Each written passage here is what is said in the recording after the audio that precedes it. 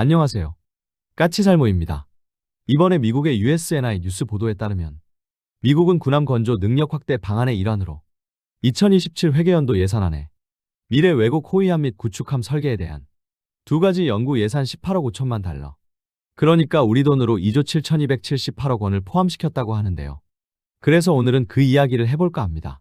그럼 이게 무슨 이야기냐라고 했을 때 결론은 미국에서 외국의 함선 설계를 살펴보고 그 설계를 바탕으로 미국 해군의 군함을 건조해도 문제가 없는지 살펴본다는 건데요. 한마디로 말해서 외국 군함의 설계를 바탕으로 미국의 군함을 건조하겠다는 것입니다. 그런데 아마 여러분은 당연히 드디어 우리 KDDX를 미국에서 도입하는구나라고 생각을 하실 텐데요. 미안하지만 우리의 KDDX는 우리나라 방사청의 무능함으로 인해서 아직 건조는 물론 설계조차도 이루어지지 않은 함선입니다. 그래서 현재는 미국에서 우리 KDDX의 설계를 살펴볼 수가 없습니다. 그럼 혹시 우리의 충남급을 이야기하는 것이냐라고 했을 때 그것도 아니고요. 결론은 호위함이라는 건 일본의 모가미급일 게 확실하고요. 구축함은 바로 우리 정조대왕급일 것입니다. 그래서 오늘은 이 문제에 대해서 이야기해볼까 합니다. 그 전에 앞서서 저는 저번 영상에서 우리의 장거리 공대공 미사일이 미티어에 비해서 무게가 20kg이 더 무거워서 문제가 되고 있고 그 이유는 우리 공군에서 너무 무리한 사거리를 요구해서라고 했는데요. 그런데 이번에 한화에어로스페이스는 29일 서울 중구 한화빌딩에서 한화테크 아카데미 2026을 열고 항공무장 및 정밀탄약 분야 주요 기술과 개발 현황을 소개했는데요. 이 자리에서 소개된 무기는 한화가 개발하고 있는 장거리 공대공 미사일과 그리고 한국형 엑스칼리버 그리고 탄도 수정신관인데요. 특히 이 자리에서 한화 측에서는 장거리 공대공 미사일의 시험 발사를 올해 안에 할 거라고 이야기했습니다.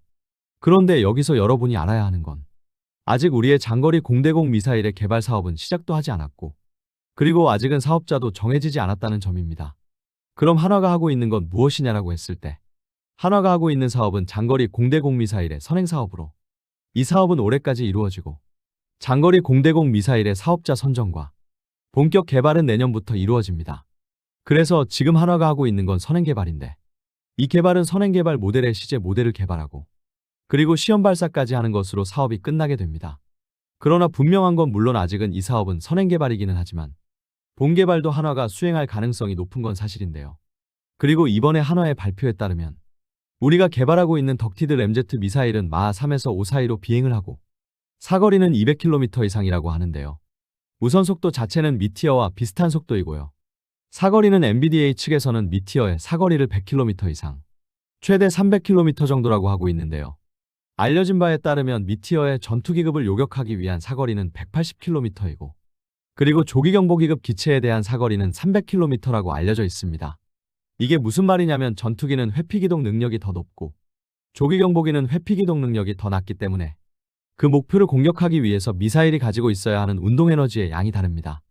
그래서 미사일이 전투기를 공격하려면 충분한 운동에너지가 남아있는 상태여야 하고 그에 반해서 조기경보기급 기체에 대해서는 좀 더 운동에너지가 적게 남아있어도 요격이 가능하기 때문에 전투기와 조기경보기에 대한 사거리는 다른데요. 그래서 우리가 말한 사거리 200km 이상이라는 건 아마 전투기급 목표에 대한 사거리일 것이고 저의 추측으로는 조기경보기급 목표에 대해서는 최대 사거리가 350km를 넘어가게 될 것입니다. 그래서 무리하게 우리의 공대공 미사일의 무게를 늘려서 KF-21에 탑재하는 데는 어려움을 겪고는 있지만 확실한 건 그 대신 우리의 장거리 공대공 미사일은 충분한 사거리를 확보하게 될 것이라는 점입니다. 그런데 이번에 왜 갑자기 한화는 이런 장거리 공대공 미사일 사업 설명회 같은 걸 열었느냐라고 했을 때 제가 이미 이야기한 것처럼 지금 장거리 공대공 미사일 사업은 존폐 위기에 처해 있기 때문입니다. 원래 우리는 장거리 공대공 미사일을 개발할 계획이 없다가 갑자기 개발하게 되었고 그로 인해서 지금 공군과 KF-21은 막대한 예산 압박을 받고 있고 그래서 KF-21의 양산까지도 지연되게 되었습니다. 그래서 지금 어떤 이야기가 나오고 있냐면 장거리 공대공 미사일을 개발하지 말자는 이야기가 나오고 있습니다. 이게 무슨 말이냐고 했을 때 우리나라는 여러분도 알겠지만 KF-21 블록 1 전투기 40대를 도입하고 그리고 블록 2를 80대를 도입해서 총 120대를 도입하게 되는데요. 그런데 문제는 우리가 이 전투기들을 위해서 도입하기로 한 공대공 미사일은 장거리 공대공 미사일인 미티어 100발과 그리고 단거리 공대공 미사일은 IRIS-T 50발뿐입니다. 그런데 문제는 우리 합참의 보고서에는 KF-21을 위해서 우리가 필요한 장거리 공대공 미사일의 수량은 900발이라고 합니다. 그러나 우리는 무려 120대에 달하는 전투기를 위해서 고작 해야 100발의 장거리 공대공 미사일을 주문했고 그로 인해서 전투기가 나와도 미사일도 없는 깡통이 되어 버린다는 것입니다. 그래서 미티어 미사일 2차분을 300발에서 400발을 주문하고 2030년대가 넘어가면 미국의 신형 공대공 미사일인 AIM-260을 주문해서 두 가지 무장을 가지게 하자는 이야기입니다. 한마디로 장거리 공대공 미사일을 개발하지 말자는 것입니다.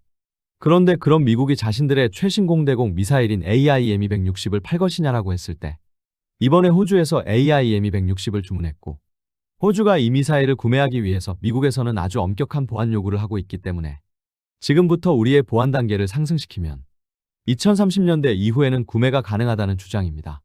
제가 보기에는 보안 단계를 아무리 올려서 미국의 요구를 충족한다고 해서 과연 미국이 AIM-260을 타국의 전투기에 탑재하는 걸 허락할지 자체가 미지수이지만 아무튼 이들의 주장은 그렇습니다. 그래서 바로 이것 때문에 장거리 공대공 미사일을 개발하고 있던 한화의 발등에 불이 떨어진 것이고 급하게 설명회 같은 걸 열어서 장거리 공대공 미사일 개발의 필요성과 우리가 가지고 있는 기술이 충분하다는 걸 홍보하고 있는 것입니다. 이런 문제가 나올 때마다 제가 항상 하는 이야기가 있는데요.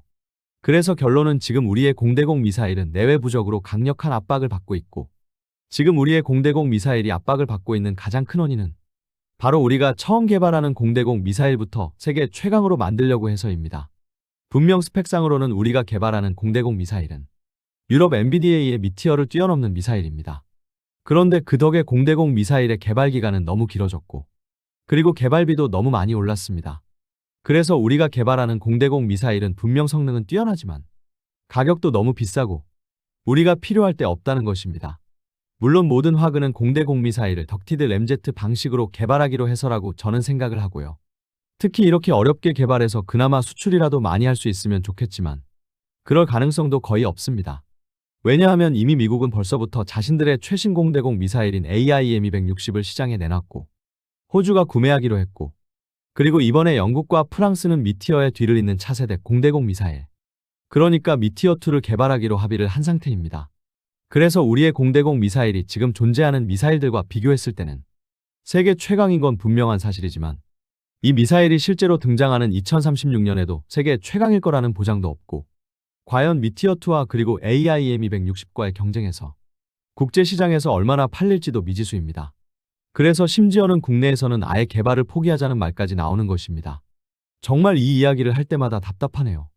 그냥 처음 만드는 미사일이니 욕심을 부리지 말고 암남급으로 개발했으면 개발도 금방 끝나고 개발비도 그리 비싸지도 않았을 텐데 왜 욕심을 부려서 미티어급으로 만든다고 했다가 이를 이렇게 만드는 건지를 모르겠네요. 그리고 저번에 풍산 회장의 장남이 한국 국적을 포기하고 미국 국적을 취득해서 풍산에서 탄약 부분을 한화에게 매각한다고 했고 그래서 한화와 풍산이 매각에 관한 협상까지 했었는데요.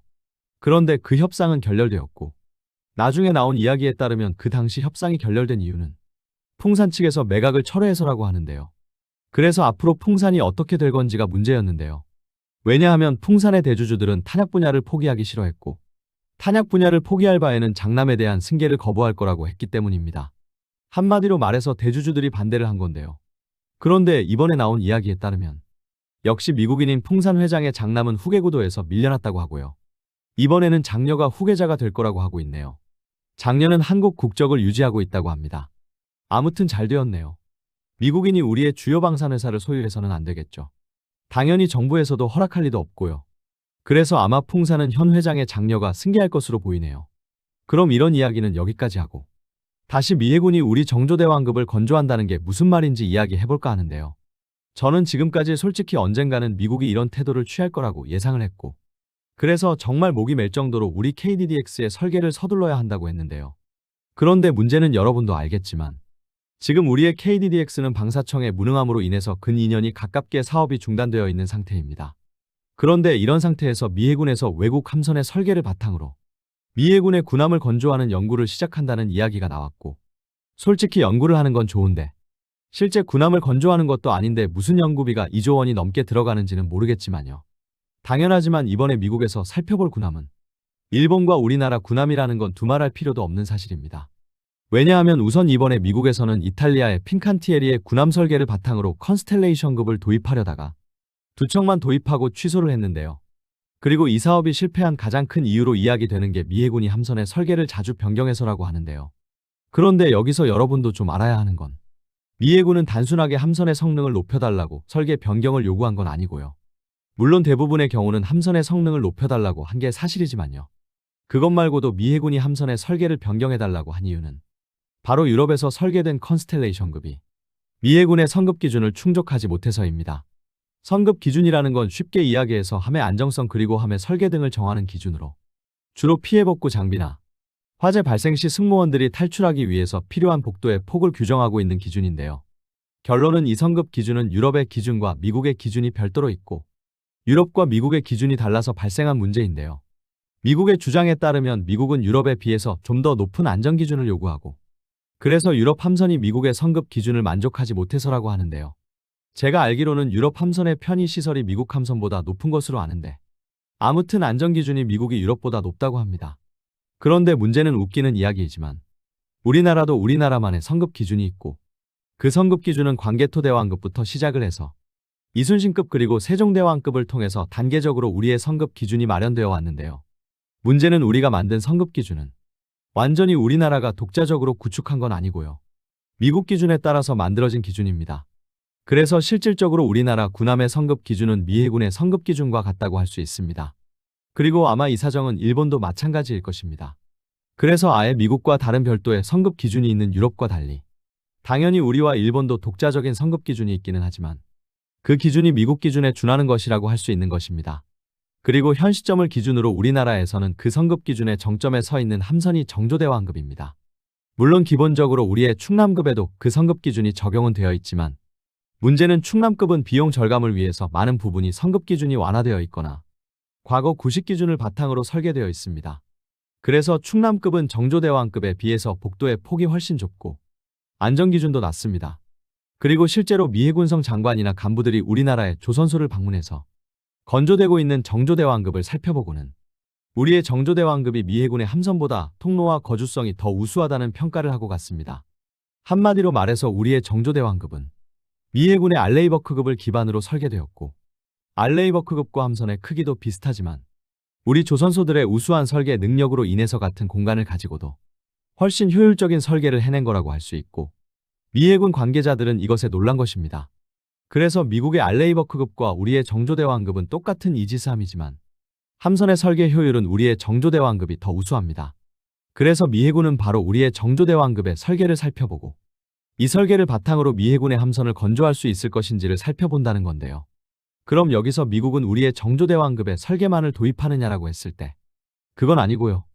우리와 일본의 부품을 일부 도입하는 걸 권고할 거라고 하고요. 또 아예 함선을 우리와 일본에서 건조할 수도 있다고 합니다. 솔직히 이것 때문에 이번에 미국의 해군성 장관이 경질되었다는 이야기도 있었죠.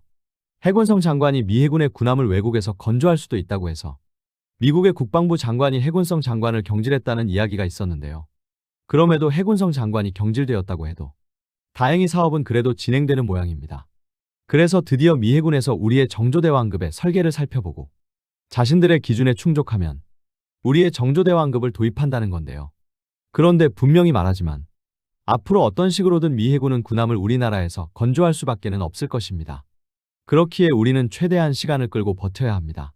왜냐하면 미국에서 가장 원하는 방식은 바로 우리나라 조선소들이 미국에 투자를 하고 미국의 조선소를 건설하고 그 조선소에서 미국 군함을 건조해주는 것입니다만 우리가 미국에 진출해서 미국 현지에서 군함을 건조하는 건 결코 우리에게는 큰 이익이 남지 않습니다.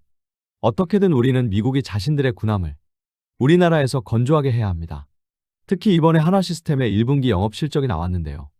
이번 하나시스템의 1분기 영업실적이 절대로 우리가 미국의 조선소를 만들어서 미국에서 군함을 건조해서는 안 된다는 걸 아주 여실히 보여주고 있습니다.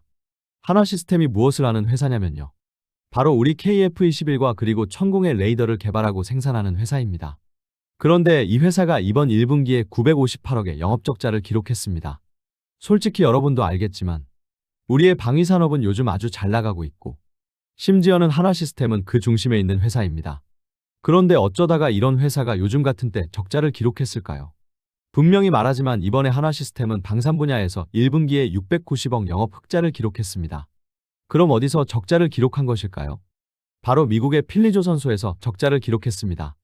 필리조선소는 조선소이고 당연히 그래서 하나오션이 인수한 것 같지만 실상은 하나오션이 돈이 없어서 한화 시스템이 지분의 60%를 가지고 있고 한화에어로스페이스가 지분의 40%를 가지고 있습니다. 그래서 사실상 필리조선소의 대주주는 한화 시스템입니다. 그런데 이번에 필리조선소의 시설 투자에 따른 비용과 그리고 말로는 올해 1월과 2월에 미국 북동부에 폭설이 내려서 적자를 기록했다고 하는데요. 아무리 그렇다고 해도 고작 한 개 분기의 적자 폭이 이렇게 크다는 건 말도 안 됩니다. 결론은 이번 일로 알 수 있는 건 우리가 미국의 조선소를 가지고 흑자를 기록한다는 게 결코 쉬운 일은 아니라는 걸 아주 잘 알 수 있고 사실상 최소한 지금까지는 필리조선소가 흑자를 기록한 적은 없는 것으로 알고 있습니다. 한마디로 고작해야 도크 2개짜리 조선소가 한 개 분기에만 수백억 원의 적자를 기록한 것입니다. 그리고 이번에 보니까 미국 노동부의 지원을 바탕으로 시급 7만 원의 숙련공을 필리조선소에서 모집하고 있다고 하는데요. 들어보니까 노동부의 지원으로 일반적인 다른 조선소에 비해서 시급을 2배로 사람들을 모집하고 있다고 합니다. 이렇게 임금을 많이 주는 이유는 필리조선소를 확대하기 위한 조치라고 하는데요. 결론은 정상적인 시급으로는 사람을 구할 수 없으니 다른 곳에 2배를 주고라도 사람을 구한다는 건데요. 이런 식으로 노무비가 많이 나가서 흑자 전환이 쉬울 리도 없고요. 한마디로 말해서 지금 시점을 기준으로 당장 필리조선소가 흑자를 기록한다는 건 요원한 일이라고 할 수 있습니다. 그래서 절대로 우리는 미국의 군함을 미국에서 건조해서는 안 됩니다. 어떻게든 버텨서 미국이 우리나라에서 군함을 건조할 수밖에는 없게 만들어야 합니다. 분명 시간은 우리 편입니다. 시간이 지나면 지날수록 미 해군은 중국 해군과 격차가 좁아질 수밖에는 없고 그걸 만회하기 위해서는 우리에게 군함을 건조해달라고 할 수밖에는 없습니다. 당연히 미국이 원하는 건 우리가 미국 현지에 조선소를 만들어서 미국 현지에서 군함을 건조해주는 걸 원하겠지만 이번 필리조선소만 봐도 미국 현지에서 군함을 건조해서 큰 이익은 고사하고 적자라도 보지 않으면 다행입니다. 그렇기에 절대로 미국 군함을 우리가 미국 현지에서 만들어줄 필요는 없다고 보고 어쩔 수 없이 미국이 우리나라에서 군함을 건조하게 만들어야 합니다. 급한 건 미국이지 우리가 아닙니다. 드디어 미국에서 우리나라에서 군함을 건조하기 위해서 움직이기 시작했는데요. 과연 정말 미국이 우리나라에서 군함을 건조할까요? 여러분이 보기에는 어떻다고 보시나요? 저는 우리가 버티기만 하면 시간이 문제이지 어차피 언젠가는 미국이 우리나라에서 군함을 건조할 수밖에는 없다고 봅니다. 이상 영상 봐주셔서 감사합니다.